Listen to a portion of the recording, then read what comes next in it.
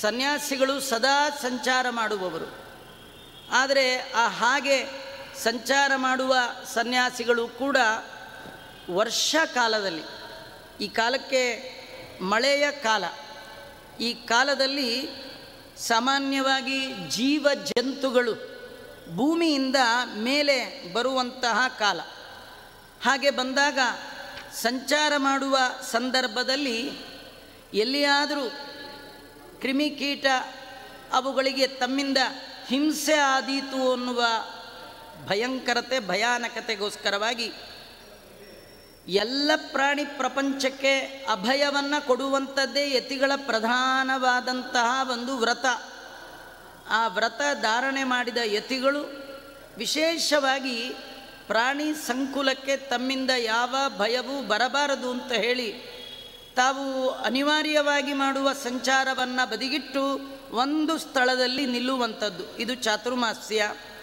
ಆ ಸಂದರ್ಭದಲ್ಲಿ ವೇದವ್ಯಾಸದೇವರ ಪೂಜೆಯನ್ನು ಮಾಡಿ, ಆಚಾರ್ಯರನ್ನು ಪೂಜೆ ಮಾಡಿ, ಪರಂಪರೆಯಲ್ಲಿ ಬಂದಂತಹ ಎಲ್ಲ ಯತಿಗಳ ಪೂಜೆಯನ್ನು ಮಾಡಿ, ಆ ಎಲ್ಲ ಯತಿಗಳ ಅನುಜ್ಞೆಯನ್ನು ಪಡೆದು, ವೇದವ್ಯಾಸದೇವರು, ಅಲ್ಲಿಯೇ ಬ್ರಹ್ಮಾದಿ ದೇವತೆಗಳು, ಸನಕಾದಿಗಳು ಮತ್ತು ವೇದವ್ಯಾಸದೇವರ ಶಿಷ್ಯರು, ಆಚಾರ್ಯರು, ಆಚಾರ್ಯರ ಪರಂಪರೆಯಲ್ಲಿ ಅವರ ಗುರು ಪರಂಪರೆಯಲ್ಲಿ ಬಂದ ಎಲ್ಲ ಯತಿಗಳಿಗೆ ಅವರು ಆವಾಹನಾದಿಗಳನ್ನು ಮಾಡಿ ಪ್ರಾರ್ಥನೆಯನ್ನು ಮಾಡಿಕೊಂಡು, ಅಸತಿ ಪ್ರತಿಬಂಧೆ ಚತುರೋಪಿ ವಾರ್ಷಿಕಾನ್ ಮಾಸಾನ್ ಇಹ ವಸಾಮಿ, ನಾನು 4 ಮಾಸಗಳು ಅರ್ಥಾತ್ ಪಕ್ಷಗಳು ಇಲ್ಲಿ ವಾಸ ಮಾಡ್ತೇನೆ.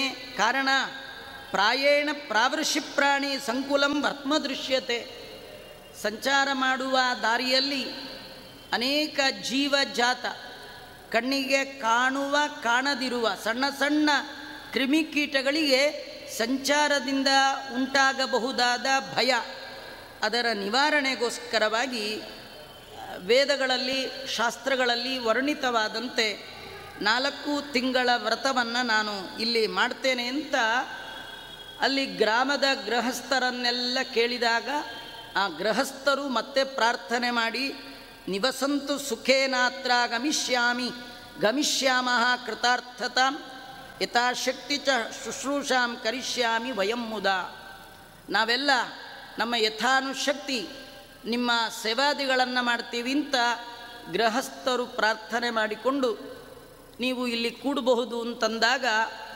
ಯತಿಗಳು ಅಲ್ಲಿ ಚಾತುರ್ಮಾಸ್ಯವನ್ನು ಮಾಡ್ತಾರೆ.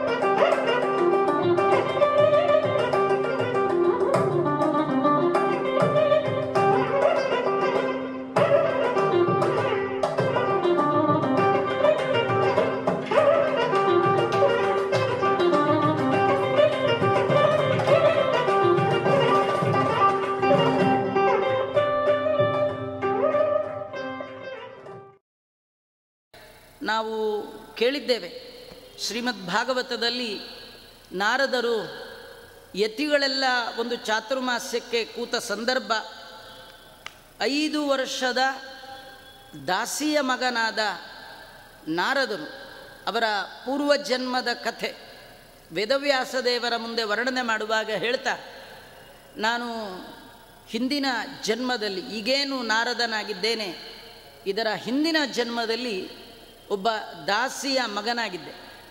ಸಣ್ಣ ವಯಸ್ಸಿನ ನನ್ನನ್ನು ನಮ್ಮಮ್ಮ ಯಾವ ಧನಿಕನ ಮನೆಯಲ್ಲಿ ಕೆಲಸ ಮಾಡ್ತಿದ್ಲು, ಅಲ್ಲಿಗೆ ಗೃಹಸ್ಥನ ಮನೆಗೆ ಯತಿಗಳು ಚಾತುರ್ಮಾಸ್ಯದ ಸಂದರ್ಭದಲ್ಲಿ ಬಂದಾಗ ಅವರ ಸೇವೆಗೆ ನನ್ನನ್ನು ನಿಯೋಜನೆ ಮಾಡಿದ್ದಾರೆ. ಸಣ್ಣ ವಯಸ್ಸಿನ ನಾನು ಆಟ ಪಾಠಗಳ ಕಡೆಗೆ ಗಮನ ಕೊಡದೆ ಆ ಯತಿಗಳ ಸೇವೆಯನ್ನು ಶ್ರದ್ಧಾ ಭಕ್ತಿಯಿಂದ ಮಾಡಿದೆ ಅಂತ ವರ್ಣನೆ ಮಾಡ್ತಾರೆ. ಏನು ಸೇವೆ ಮಾಡಿದೆ ಅಂದರೆ ಇನ್ನೇನಿಲ್ಲ, ಅವರು ಉಂಡ ಎಲೆಯನ್ನು ಎತ್ತಿದೆ, ಅವರು ಊಟ ಮಾಡಿದ ಜಾಗವನ್ನು ಗೋಮಯದಿಂದ ಸಾರಿಸಿದೆ, ಅವರು ತಿಂದು ಮಿಕ್ಕ ಅನ್ನವನ್ನು ಪ್ರಸಾದತ್ವೇನ ಸ್ವೀಕಾರ ಮಾಡಿದೆ.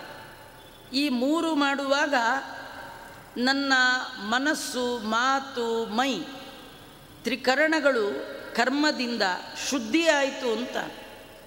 ಅಂದರೆ ನಾವು ನಮ್ಮ ಈ ತ್ರಿಕರಣಗಳನ್ನು ಶುದ್ಧಿ ಮಾಡಿಕೊಳ್ಳಿಕ್ಕೆ ಯೋಗ್ಯ ಕಾಲ ಈ ಚಾತುರ್ಮಾಸ್ಯ.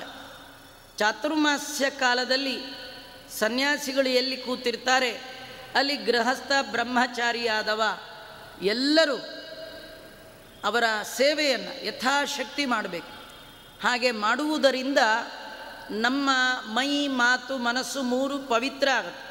ಅದರಿಂದ ಏನಾಗತ್ತೆ ಅಂತ ಮತ್ತೆ ನಾರದರೇ ಭಾಗವತದಲ್ಲಿ ಹೇಳ್ತಾ ಅವರು ವರ್ಣನೆ ಮಾಡುವಂತಹ ಭಗವಂತನ ಕಥೆಯಲ್ಲಿ ನನಗೆ ಆಸಕ್ತಿ ಬಂತು ಅಂತಾರೆ. ಅವರ ಚಾತುರ್ಮಾಸ್ಯ ಕಾಲ ಕಳಿತು.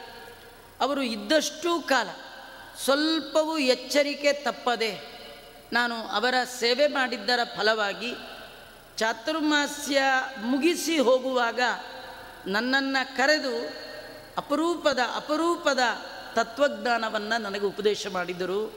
ಆ ಜ್ಞಾನದ ಬಲದಿಂದ ಭಗವಂತನ ಧ್ಯಾನ ಮಾಡಿ ಇವತ್ತು ಈ ಎತ್ತರದ ಸ್ಥಿತಿಯಲ್ಲಿ ಇದ್ದೇನೆ ಅಂತ ನಾರದರು ವರ್ಣನೆ ಮಾಡಿದ್ದಾರೆ. ಹಾಗಾದರೆ ಜೀವನದಲ್ಲಿ ಎತ್ತರಕ್ಕೆ ಏರಬೇಕು, ಸಾಧನೆ ಮಾಡಬೇಕು ಅಂತ ಸ್ವಲ್ಪ ಮಟ್ಟಿಗೆ ಆಸೆ ಏನಾದರೂ ಇದ್ದರೆ ಇದು ಒಂದು ಸುವರ್ಣ ಅವಕಾಶ.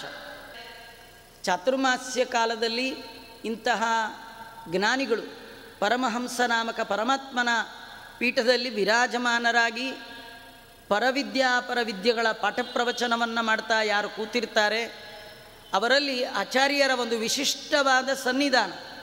ಅಂಥ ಯತಿಗಳ ಪ್ರವಚನ, ಅವರು ಕೂತದ್ದು ನಿಂತದ್ದು ಇದರ ಸ್ಮರಣೆ ಮಾಡಿದರೆ ಸಾಕು. ಆಚಾರ್ಯರ ಬಗ್ಗೆ ಹೇಳುವಾಗ ಗಮನಾಸನ ಸಂಕತಾದಿ ಲೀಲಾ ಸ್ಮೃತಿ ಮಾತ್ರೇಣ ಭವಾಪವರ್ಗದಾತ್ರಿ, ಸಂಸಾರವನ್ನು ಕಳೆದು ಮೋಕ್ಷಕ್ಕೆ ಕಾರಣವಾಗುವುದು ಯಾವುದಂದರೆ ಇಂತಹ ಚಾತುರ್ಮಾಸ್ಯ ಕಾಲದಲ್ಲಿ ನಾವು ಮಾಡಿದ ಹರಿವಾಯು ಗುರುಗಳ ಸೇವಾ. ಈ ಸಂದರ್ಭವನ್ನು ಉಪಯೋಗ ಮಾಡಿಕೊಂಡು ಎಲ್ಲ ಭಗವದ್ಭಕ್ತರು ಕೂಡ ಹರಿವಾಯು ಗುರುಗಳ ಅನುಗ್ರಹಕ್ಕೆ ಪಾತ್ರರಾಗಬಹುದು.